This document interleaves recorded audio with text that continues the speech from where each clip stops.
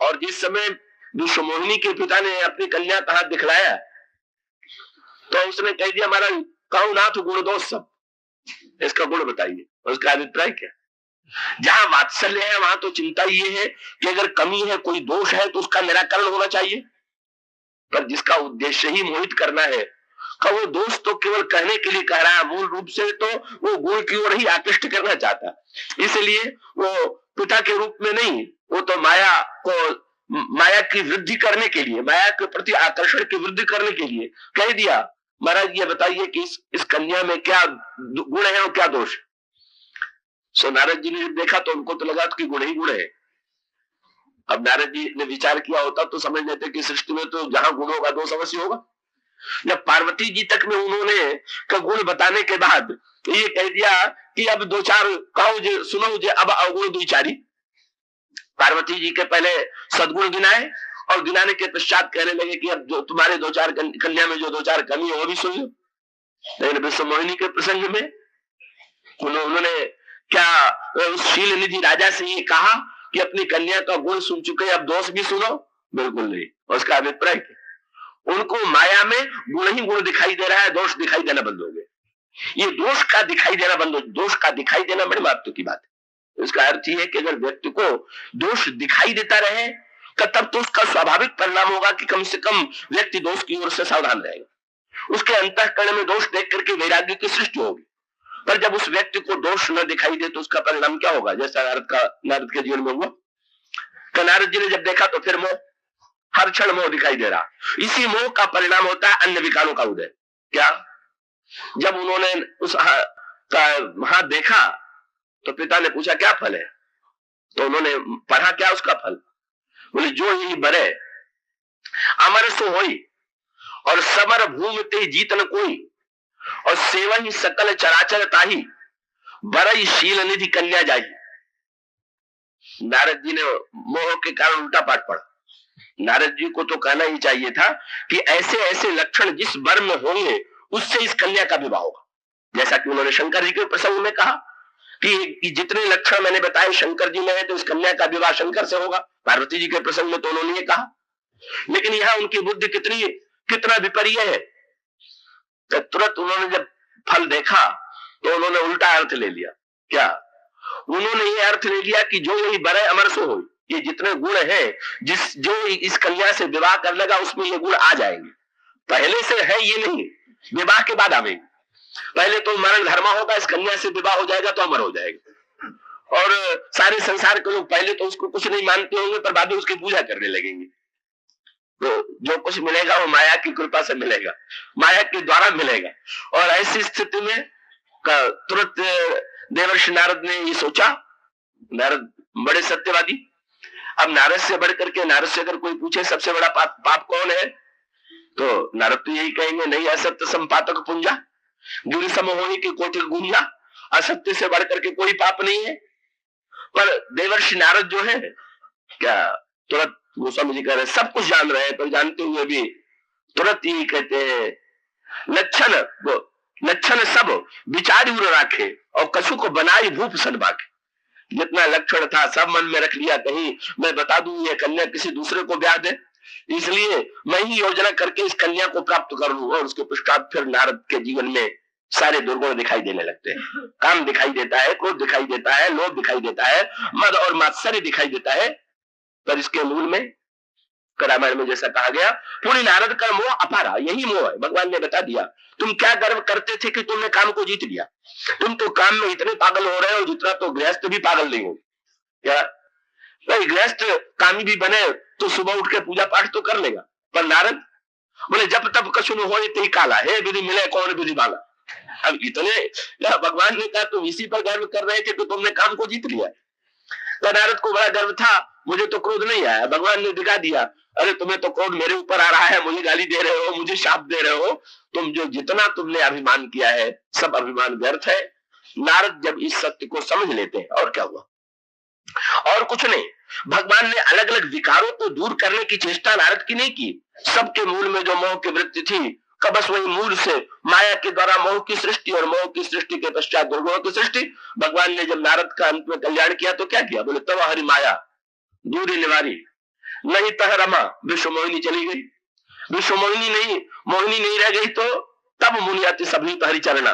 जब तक माया थी तब तक भगवान से झगड़ रहे थे, और जब माया का लोप हो गया, मोह दूर हो गया, तो भगवान के चरणों में गिर पड़े और कहने लगे निशा हो मम शाप कृपाला, और साथ साथ मैं दुर्वचन कहे बहु तेरे, कहा मुनि पाप मिटी कि मेरे महाराज मेरा पाप कैसे मिटे ये बताइए।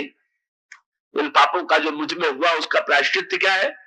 भगवान विष्णु ने मुस्कुरा करके कहा और कुछ नहीं करना है, जब जाई शंकर सतनामा, शंकर जी की याद दिला दिया। बोले शंकर जी की बात अगर सुन लिया होता आपने तो ये समस्या ही ना आती, इसलिए फिर अब शंकर जी की याद कर लीजिए। गोस्वामी जी ने इस प्रसंग का नाम जब मोह दिया तो इसका मूल तात्पर्य है कि दुर्गुणों के बीज व्यक्ति के, बड़ा से बड़ा व्यक्ति, रामायण में दावा किया गया है सबके, कोई ऐसा व्यक्ति नहीं है जिसके अंतःकरण में अगणित जन्मों में यूं कह सके कि कोई दुर्गुण का संस्कार विद्यमान नहीं है। हम अपने जाने हुए सत्य का तिरस्कार करते हैं तब अस्वस्थ होते हैं शरीर और मन की दृष्टि से।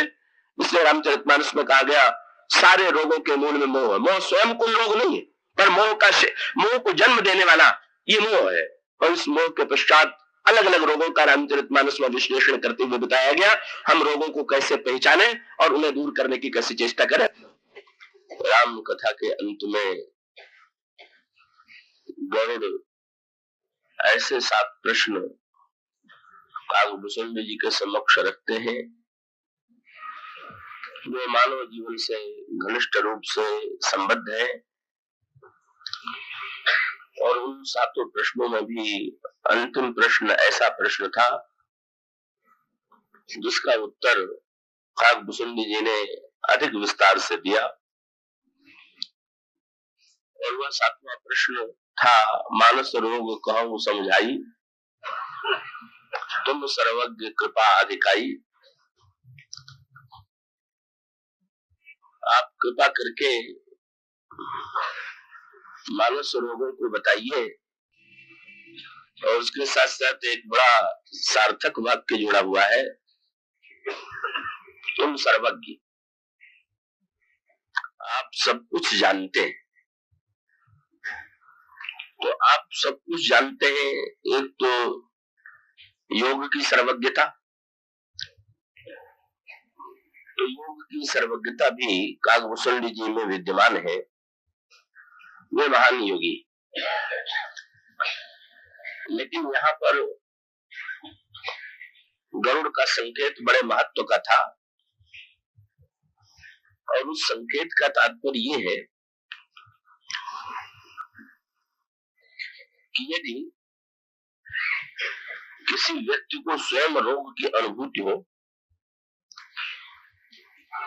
और रोग होने के पश्चात जब वह औषधि के द्वारा, किसी औषधि के द्वारा स्वस्थ होता है, रोग से छुटकारा पाता है, तब वो बड़े विश्वास से दूसरों से ये कह सकता है कि इस रोग के होने पर मैंने इस दवा का सेवन किया और इससे मुझे लाभ हुआ, और दूसरों को भी प्रेरित कर सकता है कि उस औषधि के द्वारा वे लाभ उठावे। तो भूषुंड जी की सबसे बड़ी विशेषता ये है कि वो इस समय तो वैद्य है पर पुराने रोगी भी थे, और उन्होंने अगणित जन्म लिए, और उन अगणित जन्मों में विविध मानस रोगों का उन्होंने स्वयं अनुभव किया। स्वयं उन्होंने अपने अंतर मन के रोगों का वर्णन गरुड़ से विस्तार से किया। तो उनकी सर्वज्ञता योग जन्य के साथ साथ अनुभूति जन्य भी है। उन्होंने स्वयं स्वीकार किया कि मैं कौन जोनि जननों जहां नहीं, मैं खगेश भ्रम भ्रम जग माही, हारऊ करी सब कर्म गुसाई, सुखी न भयं अबहि की नाई। ऐसी कोई योनि नहीं थी कि जिस योनि में मैंने शरीर न ग्रहण किया हो, वहां के दुख सुखों का मैंने अनुभव न किया हो, और आज मैं ये कह सकता हूं कि आज मेरे जीवन में समग्र शांति और सुख का उदय हुआ। तो काकभूषुंड जी का जीवन अनुभूतियों का भंडार है। उसमें स्वयं उनकी विलक्षणता ये है कि उन्होंने गरुड़ को जो आत्मकथा सुनाई, उस कथा में उन्होंने आत्म प्रशंसा के रूप में आत्मकथा नहीं सुनाई, अपितु आत्म विश्लेषण के रूप में आत्मकथा सुनाई।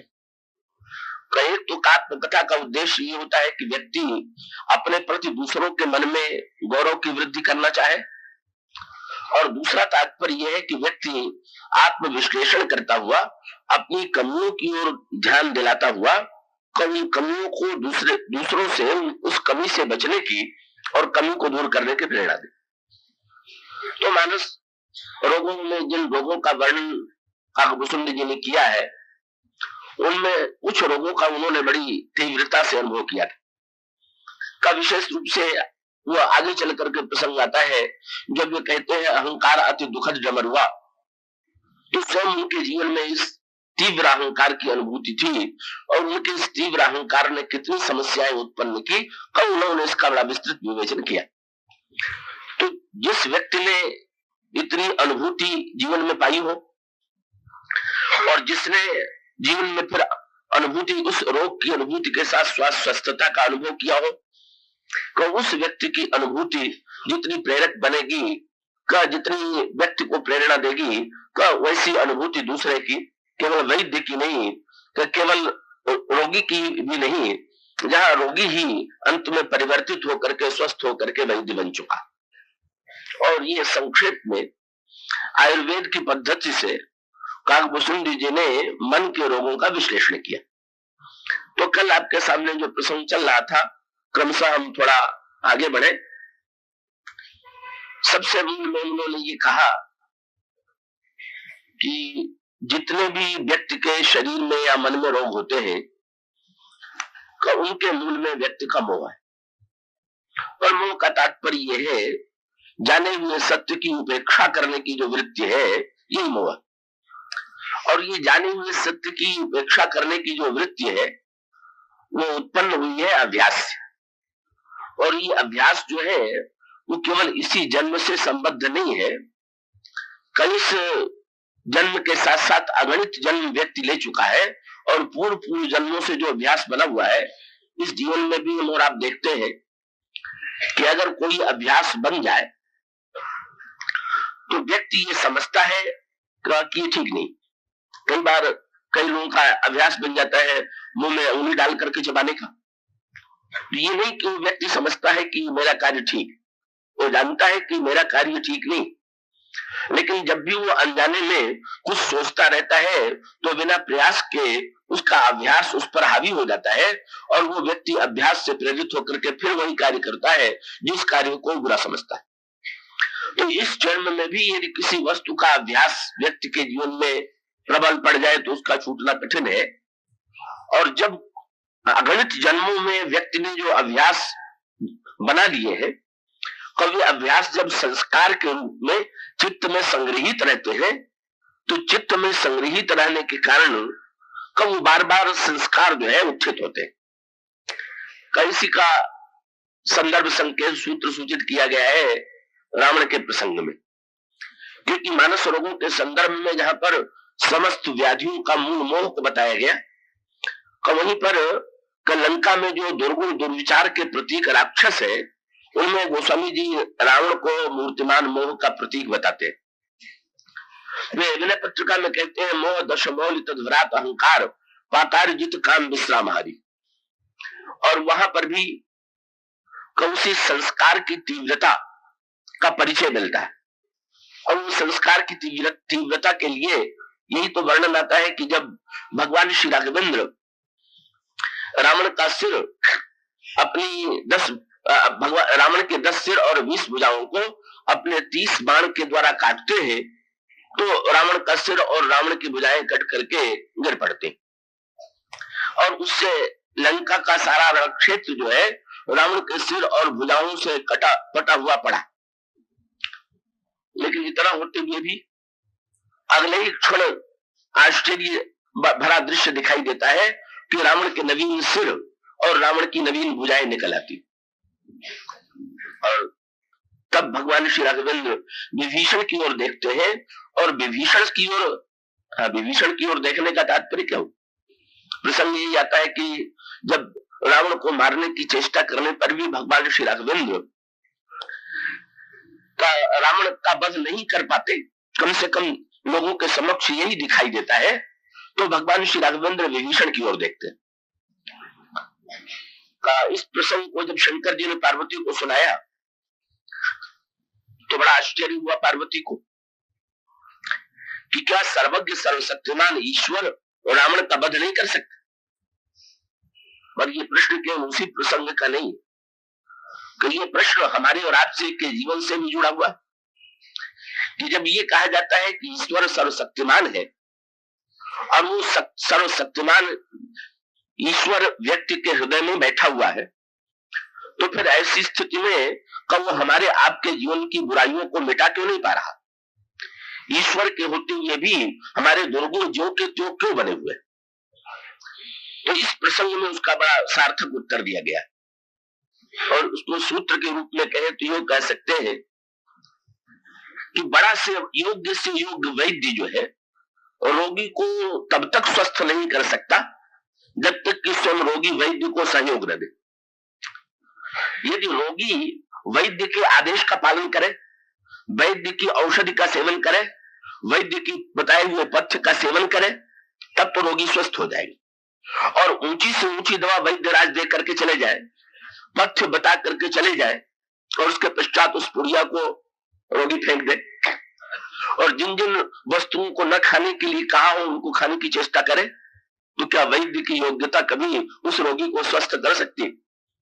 कैसी प्रकार से ईश्वर चाहे जितना बड़ा वैद्य हो, पर ये रोगी के रूप में जीव जब तक उनको सहयोग नहीं देगा तब तक ईश्वर की सर्वशक्तिमत्ता कभी सफल नहीं हो सकती। और यहां पर भी संकेत ये, विभीषण स्वयं जीव के प्रतीक है। जीव भवदंग सेवक विभीषण बसत, मध्य दुष्टातमी ग्रसित चिंता। विभीषण जीव है और रावण मूर्तिमान मोह है, और जब चेष्टा करने पर भी मोह नष्ट नहीं होता तो भगवान श्री राघवेंद्र जीव से सहयोग की याचना करते हैं। ये जीव से पूछते हैं क्यों, का बहुत से ऐसे विषय होते हैं जिसमें वैद्य को रोगी से बड़ी प्रेरणा मिलती। क्यों? रोगी को अपनी प्रकृति का, अपने विषय में जितनी अनुभूति है उतनी अनुभूति वैद्य को नहीं। तो जिसमें अपनी पूरी प्रकृति और अपनी समस्याओं को रोगी वैद्य के समक्ष रख देता है, वैद्य उसकी ठीक ठीक दवा करके उन समस्याओं का समाधान देता है। तो भगवान श्री राघवेंद्र जब विभीषण की ओर देखते हैं तो विभीषण की ओर देखने का तात्पर्य यह है कि मोह का विनाश तब तक नहीं होगा जब तक जीव स्वयं सहायक नहीं बनेगा, जीव जब तक मोह को मिटाना नहीं चाहेगा। इसलिए ये कहा गया कि भगवान है तो ऐसे कि उमा काल मर जाकी इच्छा, का वो तो काल भी उनकी इच्छा से मर सकता है, पर काल की को मारने की क्षमता होते हुए भी भगवान देखना चाहते हैं कि जीव इसमें कितना सहयोग देता है। और तब गोस्वामी जी ने संकेत वहां पर यही किया कि सचमुच विभीषण को उस रहस्य का ज्ञान था कि रावण की मृत्यु क्यों नहीं हो रही है, रावण के नए सिर और नई भुजाएं क्यों निकल रही है। और तब भगवान श्री राघवेंद्र ने जब विभीषण की ओर देखा, मरतन रिपुश्रम भयं विशेखा, राम विभीषण तन तब देखा, का उस समय विभीषण जी ने भगवान श्री राम से अनुरोध किया, जब तक आप सिर और भुजा पर प्रहार करते रहेंगे। बड़े महत्व की बात आगे चल करके यहाँ पर भी संकेत किया गया कि नेम यज्ञ आचार जप योग यज्ञ व्रत दान, कहिए उनको औषधि कह लीजिए और लंका के संदर्भ में उनको बाण कह लीजिए। कहीं समस्त औषधियों का प्रयोग करने पर भी राक्षस, अगर मोह राक्षस है तो उस पर बाण चलाते हैं, और मोह यदि रोगों का मूल है तो उसको औषधि देते हैं। लेकिन बहुत सी औषधि देने पर भी मोह विनष्ट नहीं होता है, का बहुत सी औषधियों का प्रयोग करने पर भी मनुष्य के दुर्गुणों का विनाश नहीं होता। और वहां पर भी मूल संकेत ये कि साधारणतया व्यक्ति की मृत्यु होती है, अगर किसी का सिर काट दिया जाए तो उसकी तत्काल मृत्यु हो जाएगी, किसी के हृदय पर प्रहार किया जाए तो उस व्यक्ति की मृत्यु हो जाएगी। लेकिन रावण के साथ ये समस्या जुड़ी हुई है कि सिर और हृदय के साथ साथ भुजा और सिर और हृदय के साथ साथ जब तक उसकी नाभि पर प्रहार नहीं किया जाएगा, ये नाभि जो है यही वस्तुतः चित्त का मूल केंद्र है, यहीं पर पूर्व पूर्व जन्मों से संस्कार संग्रहित रहते हैं, क्योंकि सृष्टि के सृजन की जो प्रक्रिया बताई गई है उसमें नाभि को बड़ा महत्व दिया गया। कहा जाता है कि सृष्टि का सृजन किससे होता है? ब्रह्मा के द्वारा। और ब्रह्मा का जन्म किससे होता है? कमल पर। और कमल कहां जन्म लेता है? तो कहते हैं भगवान विष्णु की नाभि से। तो भगवान विष्णु की नाभि से कमल निकलता है, कमल से ब्रह्मा, ब्रह्मा से सृष्टि। इसका तात्पर्य क्या हुआ कि जब नई सृष्टि का निर्माण ब्रह्मा करेंगे तो नई सृष्टि का निर्माण करते हुए सारी सृष्टि को एक जैसा बनावेंगे कि उनमें भेद डाल देंगे। अगर भेद डाल दे तब तो बड़ा उन्हें अन्यायी कहा जाएगा। एक व्यक्ति को सुंदर बना दे, एक व्यक्ति को कुरूप बना दे, एक व्यक्ति में कोई विशेषता हो, एक व्यक्ति में विशेषता न हो, तो मान्यता ये मानी जाती है कि वस्तुतः ब्रह्मा का स्वयं अपने मन से मनमानी सृष्टि का निर्माण नहीं करते। का समस्त विराट ब्रह्मांड जो है प्रलय काल में भगवान के उदर में सो जाता है, समाप्त हो गया। तो अब समाप्त होकर के शरीर तो मिट गया, का प्रलय काल में कोई व्यक्ति की आकृति तो नहीं रही, पर ये सारी वस्तुएं मिट जाने के पश्चात भी का वो मूल संस्कार के रूप में का ईश्वर के उदर में समाहित। और मूल संस्कार के रूप में जो उदर में समाहित है का ईश्वर जब तक सुषुप्त है, जब तक निष्क्रिय है, तब तक वो संस्कार भी सक्रिय नहीं दिखाई दे रहे। जैसे हमारे आपके जीवन में होता है, जब हम और आप गहरी नींद में होते हैं तो उस समय हमारे अभ्यास, हमारे संस्कार सक्रिय रूप में नहीं दिखाई देते। लेकिन जैसे ही नींद खुलती है और नींद खुलने के बाद जैसे ही हम और आप जगते हैं, त्यों ही हमारे जितने पूर्व अभ्यास होते हैं जग उठते ही फिर पुनः सक्रिय हो जाते। तो इसी प्रकार से ये व्यक्ति के जब प्रलय होता है तो भी व्यक्ति संस्कार के रूप में जीवित रहता है। कर्म का जो मूल संस्कार उसमें अंकित हो गया और वो ईश्वर के उदर में समाया हुआ है। और उस नाभि से तो इसका अभिप्राय उसी संस्कार केंद्र से सृष्टि का सृजन होता है, इसका मूल तात्पर्य। तो इसीलिए रावण की नाभि में का अमृत कुंड है। उसका तात्पर्य है कि रावण की नाभि में जो पूर्व पूर्व जन्मों का चित्तगत जो संस्कार है का वो चित्त जो है, ये जो मोह है का मोह की सबसे बड़ी विलक्षणता ये है। देखिए अन्य जितने रोग है वो मन में और मोह का जो निवास है वो चित्त में। इसलिए बड़ी कठिनाई क्या है कि मन की औषधि करने पर भी, मन की दवा करने पर भी का जो चित्तगत दोष है उसका नाश नहीं होता।